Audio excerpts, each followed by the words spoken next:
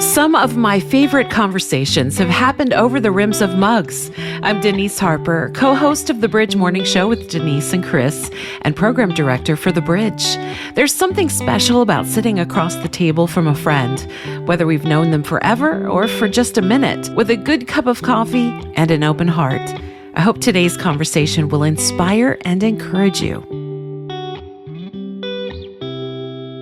Welcome to another episode of Over the Rims of Mugs. I'm your host, Denise Harper, and my guest today is Jamie MacDonald. Welcome. Thank you. It is so good to have you here today, and you are traveling through the area, and you shared your story with us a little bit before we jumped in, but I wanted to share with you, since you were joining me on Over the Rims of Mugs, that came to me because I read a sign somewhere that said, some of my favorite conversations have happened over the rims of mugs. Oh, I love and that. it just felt very, very, because I'm a coffee girl. Mm-hmm. I don't know if you like coffee. I do. Or are you drinking tea I'm drinking in there? matcha today. Matcha, So okay. I have enough energy. I don't need like a bunch of caffeine. Yeah, it might be a little much for But everybody. we're gonna have some conversation over the rims of mugs this day. And Jamie, tell us a little bit about your family, your background. Okay. Yeah. You live in Nashville now, but you I do. didn't grow up there, right? I didn't grow up there, but I was actually born in Nashville. My dad was a pro boxer. What? Yeah, so it was like the peak of my dad's boxing career, and our family was traveling a lot. He fought the world title 3 times as a light heavyweight boxer. Yeah, so it was kind of an interesting dynamic for our family, pretty unstable. My dad was gone a lot, and my mom was a very young mom, and so she was kind of on her own, and things were kind of tough. So my dad really wasn't bringing in like a steady income. It was like if he'd get a big televised fight, it would be like enough to support our family for the year. But he also had a gambling problem, so it was just like he would try to multiply the money and then lose it all. And so it was just really tough. There were times like growing up where my parents would have to steal to provide for us, like steal food, and so it was pretty rough growing up. Yeah. And my parents divorced at a young age.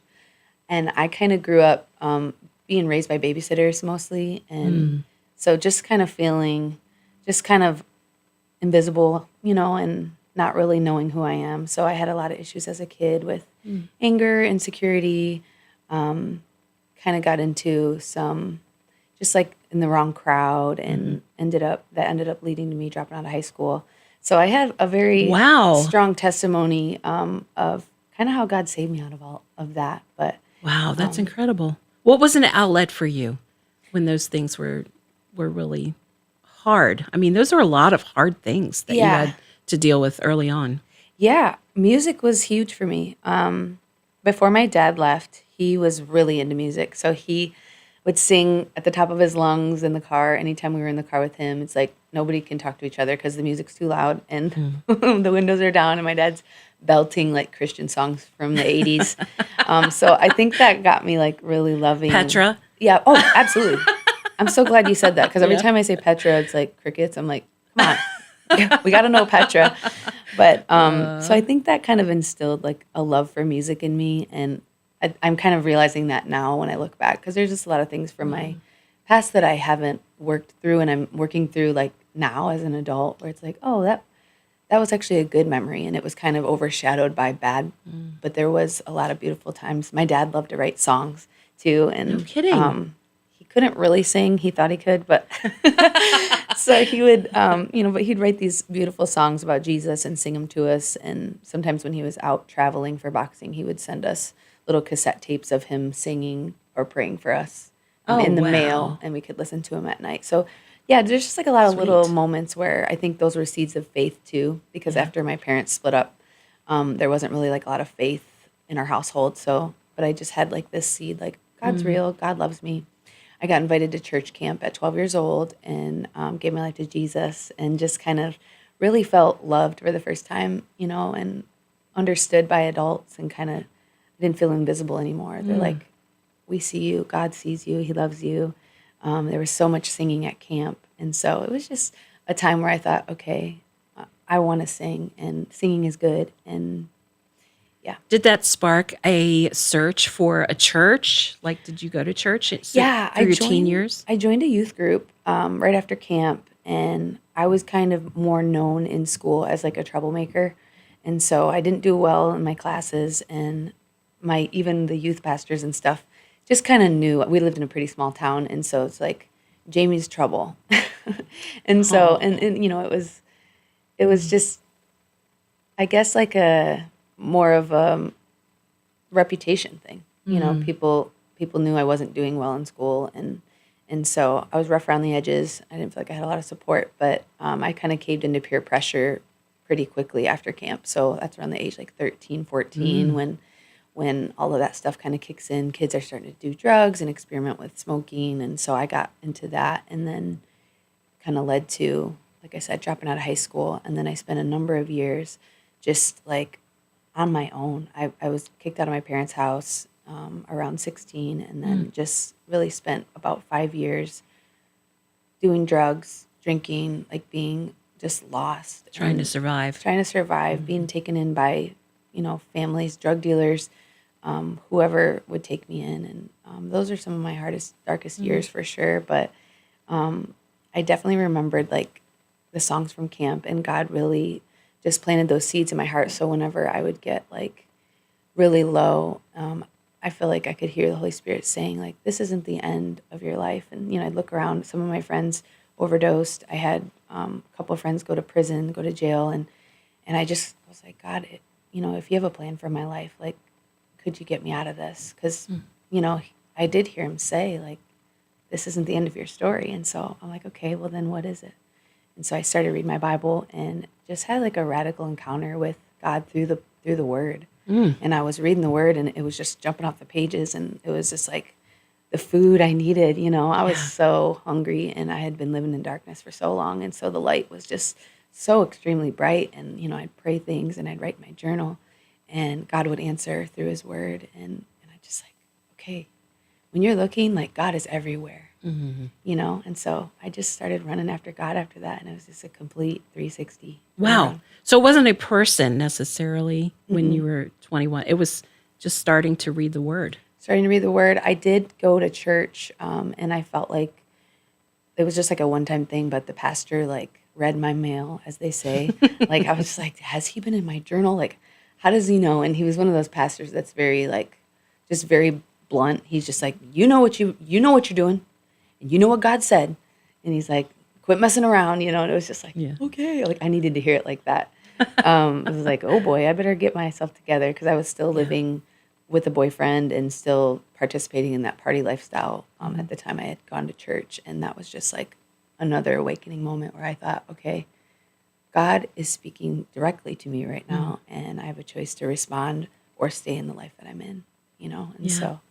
When did you know that you were being called to be a musician and, writing?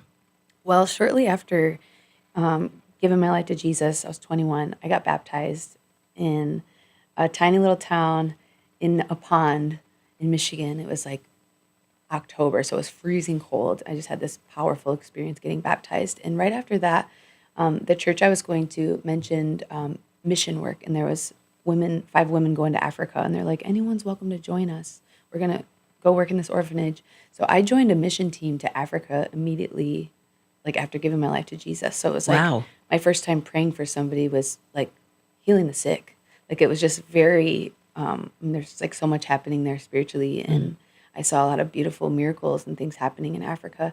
But one thing is they pushed me up to preach, because usually like if you send someone that far, they must have the word of the Lord. And so they all just thought, these women have the word for us, like that we've been waiting for. So they pushed me up to preach. And I'm like, guys, I don't know the Bible. I didn't say that, but I'm just like, I don't know the Bible. I don't know what I'm doing up here. Like, I promise you, I don't have the word of the Lord. So I just started singing.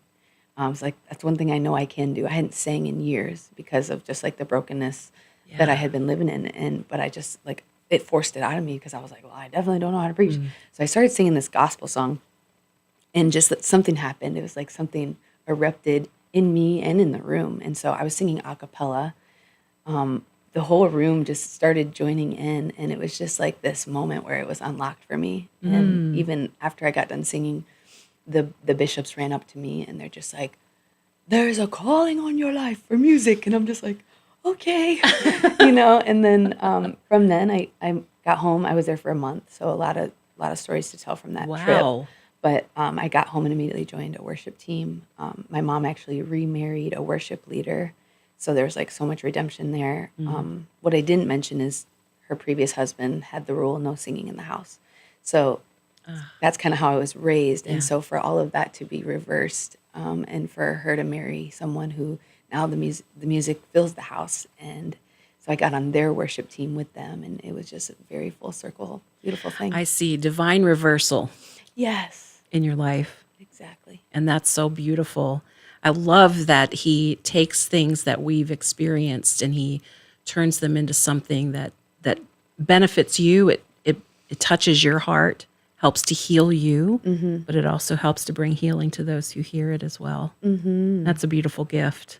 Yeah. Wow. Thank you. I heard you share a story about somebody saying something that hurt your feelings. And you went to a space that you really like in Georgia somewhere. And what you did with that thought, because we can push play and rehearse something over and over and over again in our mind. Yeah. Share that story if you would. Yeah. So I was meeting up with someone.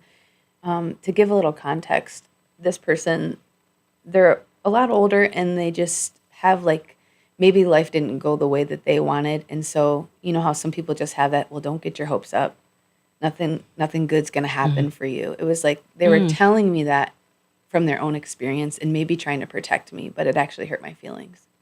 And they just said, I was letting them know what was going on with my music. And it was just like, well, don't get your hopes up. You're good, but you're not good enough. And so, I was just like, it really popped my balloon. And I was just like, yeah, that's devastating. Yeah. And I was like, of all the good things people have been saying to encourage me, like that hit me really hard. And it was from somebody that, just mattered to me. And so I had to kind of take that before the Lord and say, well, I know this isn't what you're saying, God. And so, and I don't want to take this with me into the new year and let that hang over me. Because like you said, we remember the one awful thing that someone said, and we often let it overshadow all the good things. Yeah. And so I just thought, I'm going to grab this rock and I'm going to throw it in the water. And I think the Lord gave me that idea because I was down there like, whatever I do, when I leave this place, I don't want to walk back with that. Like, I don't want to walk back into this next season with this weighing on my shoulders, this lie. And so I saw that big rock sitting there and I thought, I'm going to just whip this into the water.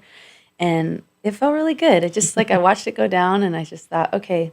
And then after I did one, which I didn't say in my post, but I did a bunch more. I was like, okay, what else do I need to let go of? And so I thought of a few other things in my life and maybe some unforgiveness, some different areas things that were weighing me down. I'm like, I don't want any of this going with me. So I just started chucking all the rocks. I love it. Yeah. Therapy. Yeah. That kind of stuff really works well for me and for my brain and my heart. It's like to see something like physical happen and like even a sound. Yeah. It's like the splash and the... You like to hike. Yeah. You were talking about the first time that I got introduced to you, you sent me a can of sardines. And I have to say, Jamie, no one's ever sent me sardines before. Did you eat them? No. In fact, it's so funny. I did not tell the story of where they came from. I just sat them in the kitchen. Okay. We have a section in the kitchen where people will put stuff if they, they're bringing it in and anybody can help themselves to it.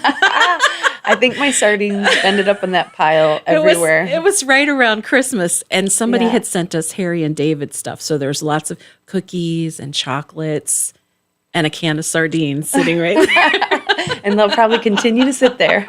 But you were mentioning it's a little go-to for when you might need a little bit of protein. Yeah. I have like my blood sugar can go up and down. Still figuring that out, but I need to eat a lot of small meals throughout the day. Otherwise I lose energy. Yeah. And so that's like an emergency thing that I keep nearby in case I'm like, oh, I missed lunch and I'm out here and there's no food or wherever I may be. It's like I can hurry up and eat those. Do I enjoy it? Not really. but I love how I feel when I eat it because there's like Yeah. a bunch of protein, and then usually there's an oil, and you get like the good fats from that, which are energy. So I just get a lot of energy from it. Yeah, Yeah. good for you. I don't know if I could get past the taste. Yeah, they don't taste very good. But if you think like tuna, if you like a tuna Yeah. sandwich, if you get like some crackers and You're stir it good. all up, it's kind of that experience where you can be Oh, like, oh, this just tastes like tuna on a cracker. okay. The crunch helps, so you're not just eating this weird texture all Yeah. by itself. Yeah. All right. Maybe I'll try that. Okay. What are some fun things that you like to do? Ooh, I love being outside. And when I say hiking, I don't love like hard hikes. I like Okay. to stroll leisurely through the forest. Cross country. Nice breeze. Yeah. Same with bike riding. Like I don't want to go uphill. I probably one day I want to get one of those electric bikes so that if there's a moment where it gets a little strenuous, I can just vroom vroom. Because I'm not. It's the best of both worlds. Yeah, I'm not trying to sweat. I just want to feel the wind in my hair. So yeah, that's maybe one of my things I want to buy for myself. Maybe next year for Christmas. I don't know. Okay. If you weren't singing, what would you be doing? Oh, and like as a job? Yeah. Oh, maybe some kind of prison ministry. I became a staff member at a prison in Georgia, and I was teaching songwriting in there. But I would honestly just go hang with those girls and do whatever I can to Yeah. uplift, because I just honestly it blessed me so much to be there. It's like kind of selfish, but when I thought I was going to give something, they actually blessed me so much because they have found hope like despite their circumstances, and there's like a joy that they've tapped into that's like nothing I've seen on the outside. And so it's just really cool to be around. So, Wow. yeah, I'd probably do that. You mentioned that's kind of what sparked a song that you wrote called A Million Chances. Yeah. You want to hear more about that? Yeah. Okay. So, yeah, the gals and I started working with the big choir in a Georgia prison. And so it started with just a performance we were going to do together of some of my songs and then some cover songs for the rest of the inmates. And then that was just so powerful. All the times we rehearsed, and like I just kept growing in my relationship with these girls.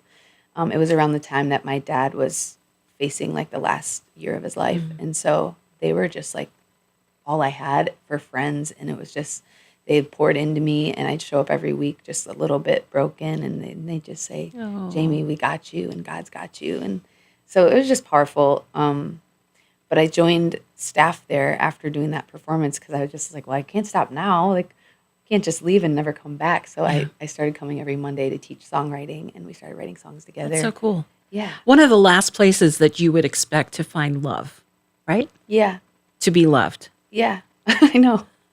God had that for me, and I'm forever changed because of it. But one of the cool things is I hadn't released any music in about 5 years, and I kind of laid the music down, and I was looking after my dad, who mostly I didn't have around my whole life. So this was kind of a reconnection between my dad and I during the pandemic, and I knew it was like the end of his life too. So it was just this very special time that I got with him. But in going to the prison, it kind of reawakened my love for music again, and the way that those girls like cling to Christian music, and it just kind of keeps them sane in there. It was just really cool to see that, like how Christian radio even is like keeping them afloat. And I thought, oh my gosh, if I could get a song on Christian radio, I could reach all the prisons at one time, not just right here where my feet are in this prison. And so that was a little bit of the nudge for me to like, all right, I think I'm ready to go sign a record deal. And, I was like, girls, that means I'm going to have to leave Georgia and move back to Nashville. And they're just like, they were sad, but they're like, we fully support you. And so my first song in heading back to Nashville was A Million Chances. And I kind of had that message brewing in me from time I've spent with them, and just the way that they've been given another chance, even behind bars, with the new life in Christ. And so I just thought, I want to write about that. And I love that that your heart was for ministering and reaching the women who are behind bars. There are so many who are behind bars that aren't seen. They're not physical bars, but we found ourselves imprisoned in a lifestyle, in the past, in depression, so many things that can hold us back. And I feel like God has given you that gift that is going to go where, music can go, especially through radio, that is free inside of a prison. It can go where we sometimes can't actually walk in the room ourselves. Yeah. And what a beautiful gift that is. It's amazing. It's powerful. And Yeah. God has shown me just over the past few years, like how powerful music's already powerful, but music combined with the message of the gospel. Yes, absolutely. It's like, it's changing lives and it's saving lives. Yeah. And I'm just like, and it's fun to do. So this is a dream come true for you. Yeah. Obviously. Yeah. What else are you dreaming of that you can share? I'm sure there are many things that are bubbling up inside. I'm kind of like I'm a one day at a time kind of girl. Okay. But I feel like right now in this season in my life, like I'm crossing into my best years, my happiest years. Mm-hmm. And it's been a long time coming to I'm shocked that I'm getting to step into my dreams like right now. Yeah. Like I thought it was over, and not releasing music for 5 years. Like normally you don't get offers unless you have like a huge following. And I had a very small amount of people. I posted once a year on Instagram for the last 5 years.